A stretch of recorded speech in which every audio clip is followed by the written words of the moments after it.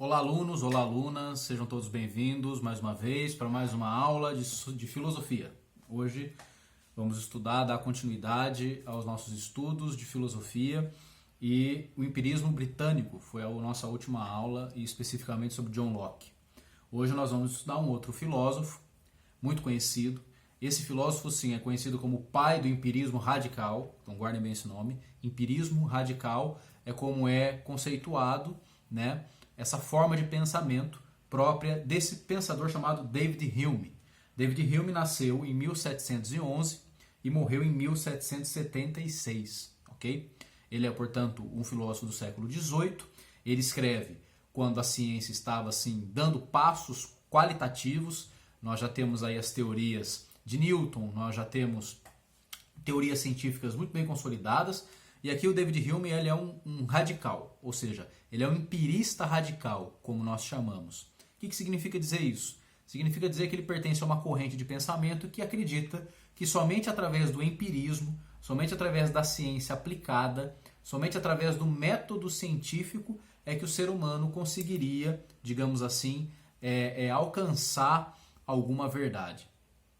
O David Hume ele rompe, portanto, com o cartesianismo, foi o trabalho que vocês fizeram, a questão que vocês responderam, a comparação entre racionalismo e empirismo, ou seja, o cartesianismo, essa ideia de que a razão humana, não é, o penso, é muito mais importante do que a experiência, ok? E com o mundo sensível, mas a razão determinaria a verdade, portanto, penso, logo existo, né? O eu cartesiano, o cogito cartesiano.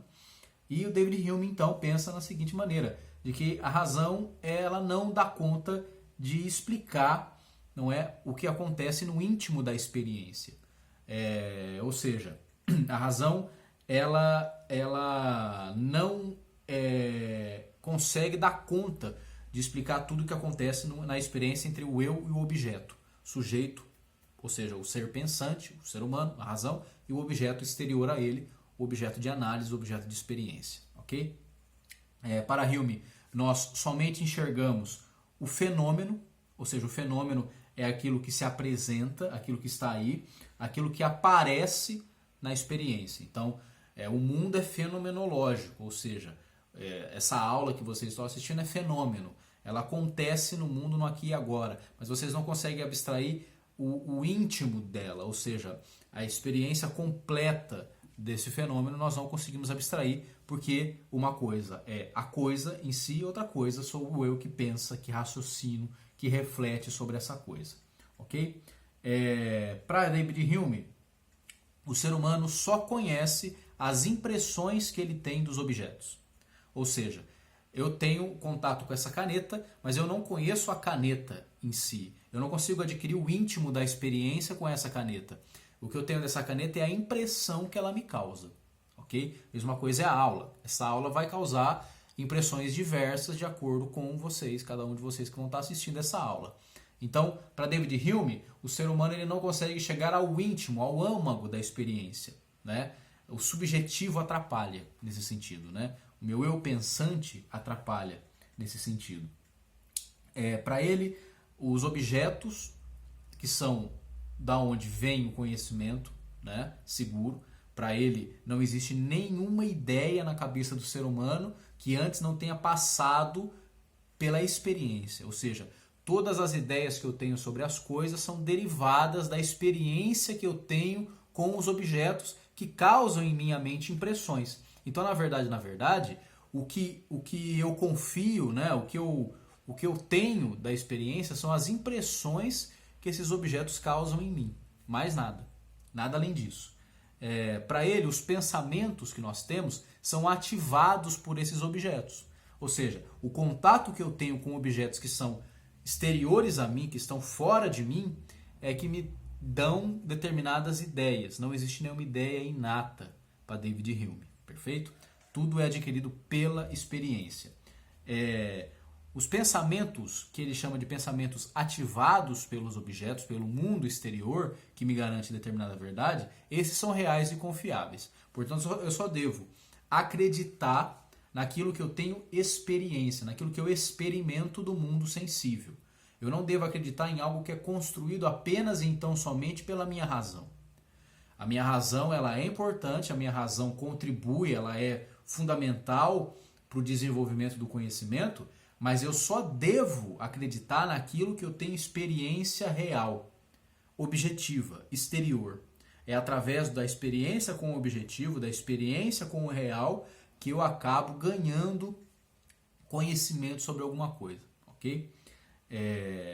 Para David Hume, as impressões é o que há de mais elevado no campo do conhecimento, portanto, as ideias que são derivadas das impressões que eu tenho das coisas são muito mais seguras, muito mais confiáveis do que simplesmente a ideia que eu tenho das coisas, ok? Então a impressão ela é mais forte e ela cria ideias em mim mais seguras. As ideias que eu confabulo a partir de outras ideias, elas já perdem graus de confiabilidade, tá? Por exemplo, existem ideias que são a priori. O que são ideias a priori? São ideias que eu crio a partir da experiência com determinado objeto. E existem ideias a posteriori. O que são isso? São pensamentos que vêm depois da experiência, ok? São criações da minha mente e que não correspondem necessariamente à realidade. Exemplo, eu experimento como ser humano, e vocês também, todos os dias o nascimento do sol. Então, por volta ali das 6 horas da manhã, um pouco antes, o sol começa a nascer, ok? Eu experimentei isso hoje, ok? Eu presenciei o sol nascendo, perfeito? Ora, essa impressão derivada de uma observação exterior a mim causou em mim uma impressão. Agora, daí eu crio a ideia de que amanhã o sol vai nascer também nesse horário, e depois de amanhã, e aí eu digo todos os dias, tal horário, o sol nasce. Para isso, aí David Hume já disse que isso é um erro. Por quê? Porque na verdade, eu possuo crenças que nascem a partir de ideias que são verdadeiras. Exemplo, foi verdadeiro que eu hoje tive a impressão, ou seja, impressionou-me de fora para dentro o nascimento do sol. Eu experimentei o nascimento do sol. Daí eu concluir que amanhã o sol nascerá, perceba que eu já estou dando um passo muito grande. Por quê? Porque só é certeza aquilo que eu experimento. E o amanhã não existe. Existe o hoje, o aqui e o agora. Perfeito? Então, para o David Hume, a forma como a ciência vinha trabalhando, como é que a ciência vinha trabalhando? A ciência vinha trabalhando com a ideia de causa e efeito. Desculpem, né? A ciência vinha trabalhando com a ideia de causa e efeito. Portanto, a ciência trabalha assim, não é? Todo efeito tem uma causa, e é tentando descobrir as causas que nós chegamos à ciência, não é? Então, o efeito da gravidade, não é? O efeito das coisas caírem. Ora, qual é a causa disso? Aí descobriu-se a gravidade, não é? Para David Hume, não dá para você ter essa conexão causal necessariamente. Para ele, causa e efeito é uma crença nossa. Então, exatamente porque eu vi o sol nascendo, não é? Eu tive a impressão, então eu deduzo que daí em diante, toda vez que acontecer, toda vez que amanhecer, o sol vai nascer. Pode ser que não, David Hume vai dizer. Quem garante que não pode haver um cataclisma, por exemplo, e o sol, sei lá, sair de órbita ou se apagar? Quem garante que não? O fato de eu ver todos os dias um cisne branco passando diante da minha casa não quer dizer que esse cisne sempre vai passar. Pode acontecer alguma coisa. Então não dá para tirar daí premissas universais do sempre, né? Que é o que a ciência busca. Não é? Sempre que eu faço isso, tal coisa acontece. Sempre que eu experimento isso, tal coisa acontece. Para David Hume, que é por isso que ele é chamado de empirista radical, para ele nós não devemos tirar conclusões universais, né, daquilo que nós não experimentamos. Okay? Então, o que é a frase todos os dias o sol nascerá? Para ele é uma crença. E a crença deriva-se do hábito. Não é? Exatamente porque eu tenho o hábito de presenciar tal coisa todos os dias, eu crio a crença de que aquilo vai se repetir e pode não se repetir. E a ciência não pode trabalhar com incertezas. Não é isso? Então, por exemplo, para ele é um erro um cientista dizer amanhã o sol nascerá. Eu só vou saber se amanhã eu estiver lá, vivo, presenciando o sol nascer. Aí eu vou dizer, hoje o sol nasceu. Isso é correto. eu senti a impressão, posso dizer, ok? Então, para ele, aquela premissa de causa e efeito famosa da água, né, que eu sempre dou esse exemplo, quer dizer, que a ciência trabalha analisando casos individuais e daí tirando conclusões universais. Então, eu coloco uma água a 100 graus e essa água ferve. Coloco outra água a 100 graus e essa água ferve. Outra água, essa água ferve. E assim em vários lugares do mundo. E aí a ciência constata que toda a água colocada a 100 graus ferve. Isso é empirismo. O teste, a experiência, a repetição da experiência, não é? Me mostrou isso. Para David Hume isso é errado. O fato de eu fazer isso sempre se repetir, é só um hábito que eu fui criando e isso me dá uma crença, ou seja, uma falsa ilusão de que isso sempre vai se repetir. Mas ele vai dizer, quem garante? Então, o mais correto, por isso ele é radical, por isso ele é um empirista radical, é essa água que eu experimentei agora, colocada a 100 graus, ferveu. Se outra vai ferver, eu não sei. Eu preciso estar lá para experimentar. Ok? Por isso empirista radical, entendem? Para ele, ele não garante que uma causa X tenha um efeito Y. Tá?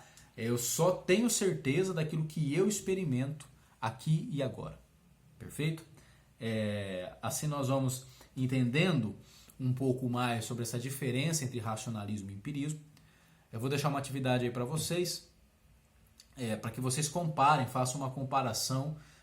Vou deixar 2 vídeos, vou deixar esse aqui sobre o empirismo britânico, já do século XVIII, e um lá da Grécia Antiga, de mais de 2000 anos atrás, uma corrente chamada ceticismo. E vocês vão ter que comparar esses 2 modos de pensamento com a semelhança que existe entre eles. Ok? Agradeço a participação de vocês, a atenção. Então, não vou me prolongar muito nesse vídeo, porque vocês vão ter que ver o outro também. E aí soma um tempo legal. Tá legal? Se atentem à atividade e até a próxima.